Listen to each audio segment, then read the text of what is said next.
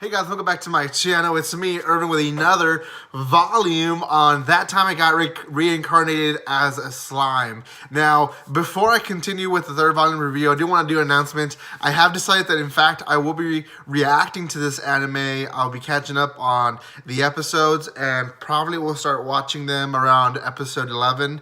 And there's 24 episodes they're releasing at once, so I will get at least the second half of the series reacted to, so make sure you guys keep up to that. Also, if you haven't done so, subscribe to my channel. And then lastly, there is a spoiler alert for the third volume, and yeah, so also you guys are invited to watch the first two videos on this series. So man, the story has unfolded really fast in the third volume.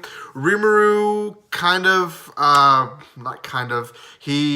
he overtook the body of who was supposed to be his basically woman, his other half, I guess how they were explaining it.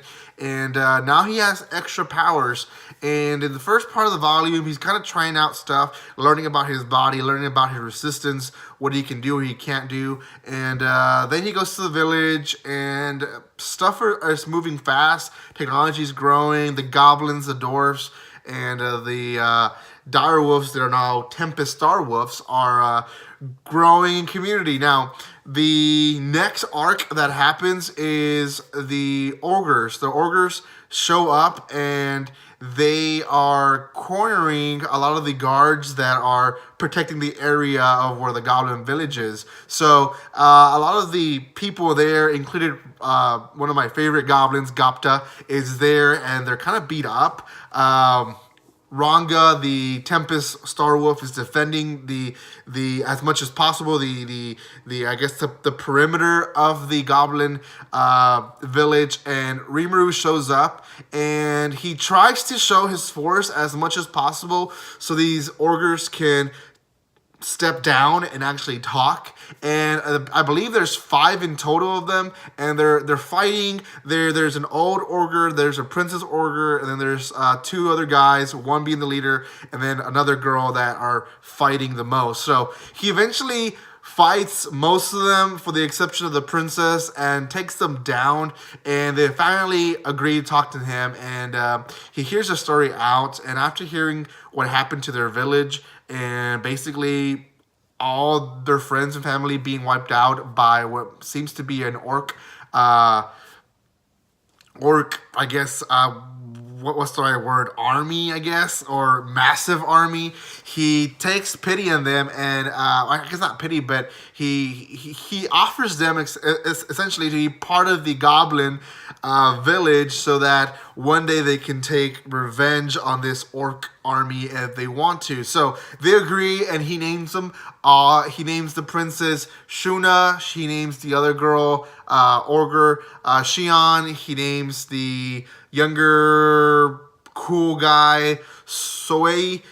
He names the old guy Benimaru, and then Benimaro is the ogre leader. So anyways, he names them all, essentially, and they start training with each other, and they go through rigorous training. And then the next arc starts, I guess, the arc of the lizard man. And there is a lizard man, I guess, prince, you can consider him. He's the son of the leader, so he thinks he's almighty. He's the only one named in his kind of group of people, so his name is Gabiru, and he's just very, very annoying as a character. And when they show up, they expect the goblin village to just go under his authority and help him and the lizardmen fight the orc army that is apparently going through the village and destroying whatever is around them. So he expects this out of them. He asks, "Where's your leader?" Rimuru finally shows up and brings the ogres with him, as well as Ranga, who is the shadows as always. And Gabiru kind of puts it up like, if me and you go in a fight and I beat you, then you're under me. If not, we'll see what happens. So he puts him against Gapta. And if you don't guys remember who Gapta is, he is the only goblin that was named and didn't really transform. He just stayed wimpy. So he puts him against him, and Gapta actually beats him up with one punch. Now, he uses Shadow and other powers with him, and Rimuru quickly finds out that Gapta is not a wimp as he seems to be. He actually might be the most smartest, or probably is the smartest of the goblins, because he has learned a bunch of tactics with only watching other creatures use their tactics. So he himself now believes that Gapta can be probably the smartest goblin. Now, that's really interesting. They run off, the lizardmen do, and then they go back and they kind of celebrate, and the arc at the end starts with a new arc, and we see a dryad, and that's this trainee girl comes out, and she's a dryad, and she's basically the protector of the forest, and she asks the help of Rimuru to go and defeat the orc lord who is in charge of the orc army.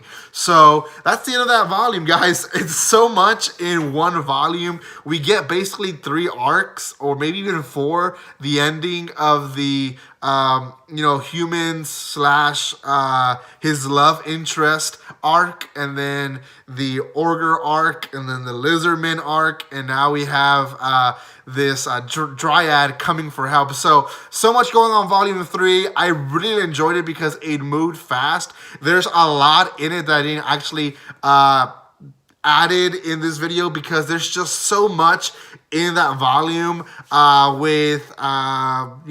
there's a little bit of fan service there. There's a little bit of more action that I didn't mention. There's a lot of information that it gives us, which I highly love, that they actually grow this new world in such detail that I am very impressed with the writers. So I want to put this an 8.5, my rating. And if you guys don't watch my videos, that's a high rating for me. 8.5 is what it deserves. And if you guys haven't checked out the first 2 volumes, go watch my reviews and then go read those volumes. And also, if you're watching the anime, this is a little bit way ahead of what's going on in the anime. To some people, it depends if you're watching it sub or dub, but volume 4 will definitely be way ahead of what's current now. So you guys just be careful when you watch these videos. You've been warned. But if you guys haven't done so, subscribe to my channel. Thank you so much for all the love and support you guys give me. And nothing else to say, don't be strangers.